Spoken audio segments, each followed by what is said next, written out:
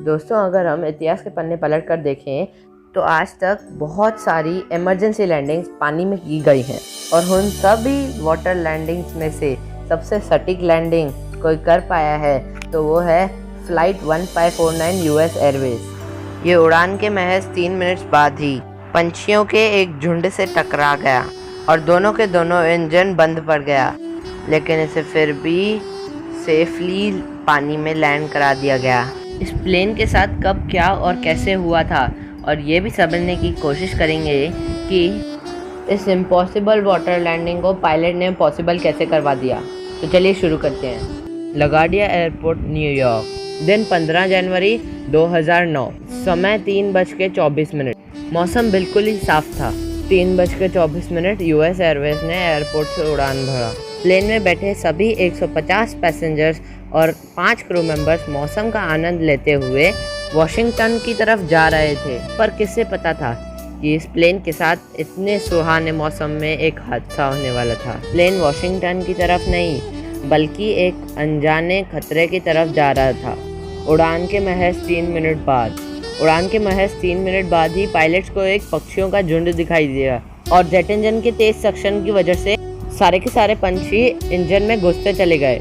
ये कॉलिजन इतना तेज था कि अंदर बैठे पैसेंजर्स को भी इसका आवाज़ सुनाई दे रहा था। जलता हुआ जेट इंजन प्लेन के विंडो से साफ साफ दिख रहा था। पायलट ने देखा कि प्लेन के दोनों इंजन बंद पड़ गए। इस प्लेन को सोलेन बर्गर उड़ा रहे थे, जो कि काफ़ी एक्सपीरियंस्ड पायलट थे। अब उनके अनुभव की अगली परीक्षा भी शुरू हो चुकी थी। प्लेन लगभग 3000 फीट के एल्टीट्यूड में पहुंच चुका था और अब भी प्लेन का एल्टीट्यूड घटता ही जा रहा था। पायलट बार बार जेट इंजन को रीस्टार्ट करने की कोशिश कर रहा था और उन्हें जल्दी पता चल गया कि ये प्लेन का इंजन दोबारा रीस्टार्ट नहीं हो सकते। इंजन के बंद पड़ जाने के कारण प्लेन को थ्रस्ट मिलना बंद हो गया था और ठीक 19 सेकंड बाद प्लेन 3060 फीट तक पहुंच गया। इसके बाद प्लेन ऊपर जाने के बजाय तेज़ी से नीचे गिरने लगा। 3:27 और 33 में पायलट ने मेडे कॉल किया और बताया कि प्लेन के दोनों इंजन डेड हो चुके हैं और हम तेज़ी से नीचे की ओर गिर रहे हैं और वापस लगार्डिया एयरपोर्ट आने की कोशिश कर रहे हैं। पर पायलट को भी कुछ ही सेकंड्स में अंदाज़ा हो गया कि प्लेन लगार्डिया एयरपोर्ट नहीं पहुंच पाएगा बिना इंजन के और पास में ही एक दूसरा ऑप्शन था जो था न्यू जर्सी एयरपोर्ट, जो थोड़ा सामने था। लेकिन जिस रफ्तार से प्लेन नीचे गिर रहा था उस रफ्तार से वो न्यू जर्सी एयरपोर्ट भी नहीं पहुंच पाता था। अब हालात इतने गंभीर हो गए थे कि प्लेन किसी भी एयरपोर्ट पे नहीं पहुंच पाता था। अब ये प्लेन उन यात्रियों के लिए खतरा बन चुका था जो इस प्लेन में बैठे हुए थे।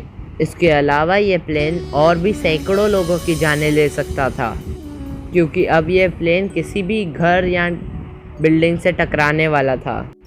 अब पायलट के पास सिर्फ एक ही रास्ता बचा था, प्लेन को पास ही के एक नदी हुडसन रिवर में क्रैश करा दिया जाए। पायलट ने एटीसी को कहा कि हम किसी भी एयरपोर्ट तक नहीं पहुंच सकते, इसीलिए हम नदी में क्रैश हो रहे हैं। प्लेन 900 फीट ऊपर जॉर्ज वॉशिंगटन ब्रिज के ऊपर से फ्लाई कर रहा था। अगर ये एल्टीट्यूड यहाँ पे कम हो जाता तो प्लेन ब्रिज से भी टकरा सकता था।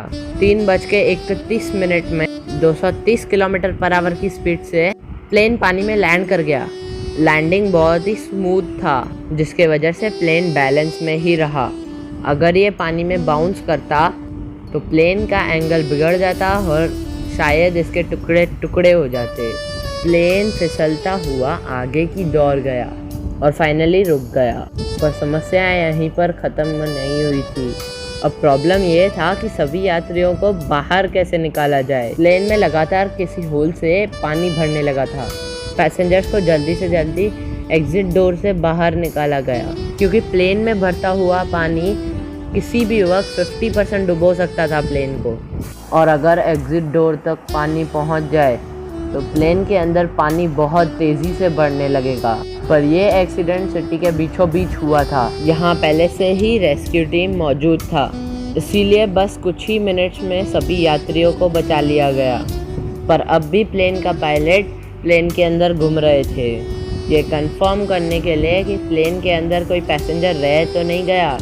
ये वाटर लैंडिंग मेरे नज़र में दुनिया का सबसे सेफ वाटर लैंडिंग था। तो ये तो थी कहानी यूएस एयरवेज फ़्लाइट 1549 की।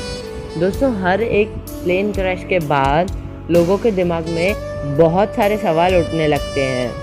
यूएस एयरवेज पर भी काफ़ी सारे सवाल उठे। कैसे ये प्लेन पानी में सुरक्षित लैंड कर पाया, और अगर ये लैंडिंग सुरक्षित था तो प्लेन के अंदर पानी कैसे भरने लगा। और सबसे बड़ा सवाल ये कि जेट इंजन को स्ट्रॉन्ग बनाया जाता है ताकि ऐसी घटनाएं ना हो, लेकिन इसके बावजूद भी प्लेन के दोनों इंजन डेड हो गए थे। ऐसा कैसे हुआ? इन सारे सवालों के जवाब आज के इस केस स्टडी में हम आपको बताने वाले हैं।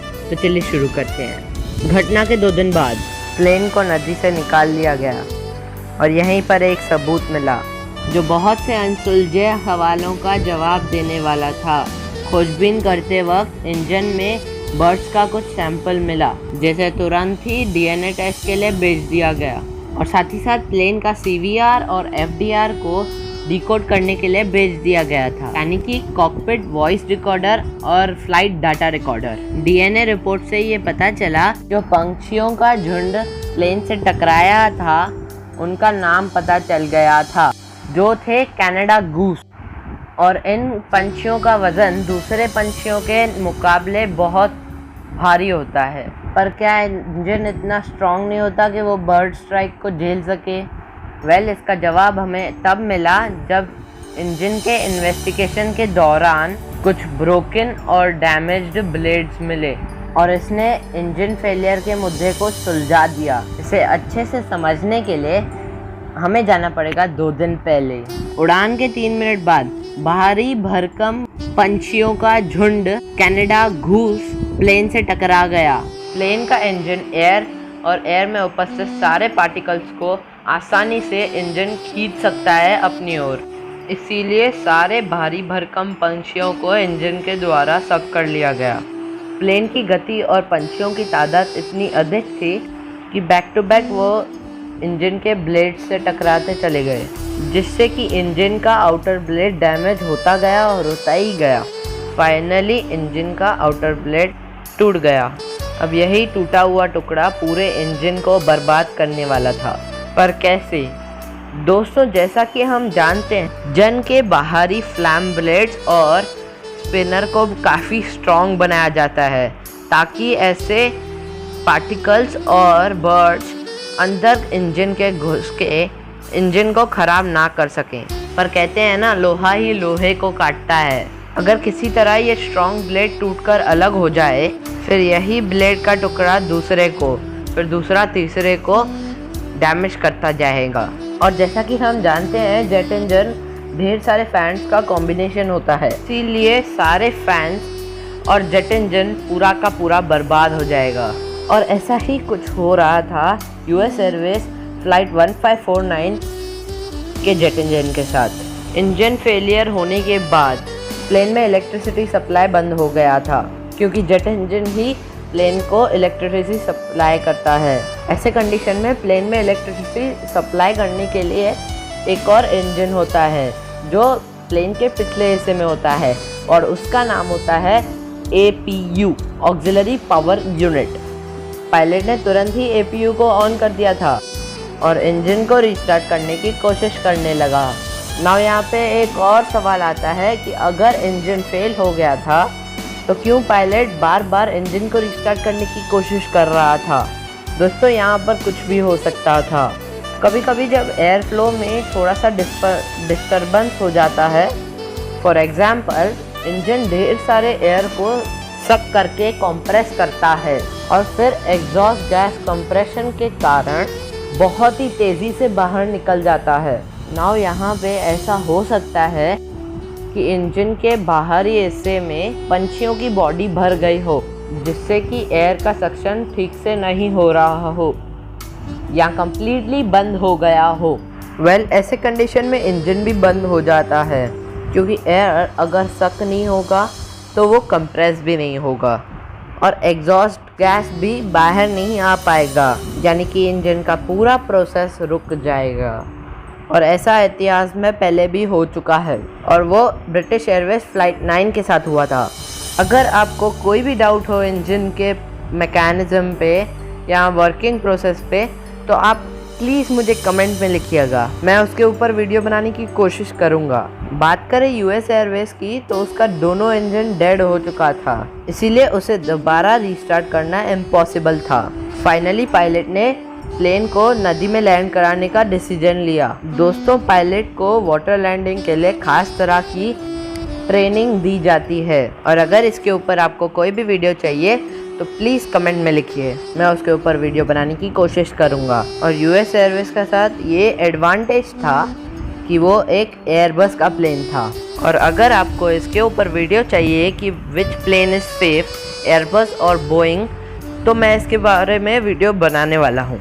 दोस्तों, एयरबस का कंट्रोल सिस्टम ऑटोमेटिक कंप्यूटर से कंट्रोल्ड होता है और अगर पायलट प्लेन को कंट्रोल करते समय कोई भी गलती करता है तो कंप्यूटर उस गलती को सुधार देता है और पायलट को गलती करने से रोक सकता है। इसके अलावा पायलट को ये भी पता था कि प्लेन को स्मूथली लैंड कराना बहुत ज़रूरी है, क्योंकि अगर ये प्लेन बाउंस किया तो इसका एंगल बिगड़ जाएगा और हो सकता है ये कई टुकड़ों में बिखर जाए। पायलट ने प्लेन को किसी तरह से नदी में लैंड करवा दिया था। दोस्तों, इसी दौरान उन्होंने एक गलती भी कर दिया था। एयरबस के कॉकपिट के ऊपरी भाग में एक डिचिंग बटन होता है, उन्हें ये बटन प्रेस करना चाहिए था। ऐसा करने से प्लेन के सारे वाल्व्स क्लोज हो जाते हैं, जिससे प्लेन में पानी एंटर नहीं कर पाता। बेसिकली ये बटन प्लेन के अंदर पानी घुसने से बचाता है। दोस्तों, ये डिचिंग बटन सिर्फ एयरबस में ही होता है। बोइंग की टेक्नोलॉजी यहाँ पर थोड़ी सी डिफरेंट काम करती है। इसी कंडीशन में बोइंग ऑटोमेटेड टेक्नोलॉजी का यूज़ करता है। जब प्लेन का सेंसर ये डिटेक्ट कर लेता है कि प्लेन 1000 फीट तक पहुँच चुका है तो ये ऑटोमेटिकली वाल्व्स को क्लोज कर देता है, चाहे प्लेन वाटर में लैंड कर रहा हो या ग्राउंड पे। इसके बाद लैंडिंग गियर में लगा सेंसर ये सेंस कर लेता है कि ये प्लेन ग्राउंड में लैंड कर रहा है या वाटर में। अगर इसका सेंसर ये पाता है कि ग्राउंड में लैंड कर रहा है प्लेन, तो वो ऑटोमेटिकली वाल्व्स को ओपन कर देता है। और अगर ये सेंस कर लेता है कि प्लेन ग्राउंड में लैंड नहीं कर रहा है तो ये वाल्व्स को क्लोज ही रखता है। पर एयरबस में इसे मैनुअली ही करना होता है, जो कि यूएस एयरवेज के पायलट ने मिस कर दिया था। इसीलिए लैंडिंग के बाद आउटफ्लो बल्ब्स के ज़रिए पानी प्लेन के अंदर घुस रहा था, जिससे कि प्लेन का पिछला हिस्सा धीरे धीरे डूबने लगा। और इसका ओरिजिनल फुटेज आप देख सकते हैं। हालांकि प्लेन के विंग्स में भरा हुआ फ्यूल लैंडिंग के वक्त ही गिरा दिया गया था, यानी कि प्लेन के फ्यूल टैंक में सिर्फ हवा ही भरा हुआ था जो प्लेन को फ्लोट करा रहा था।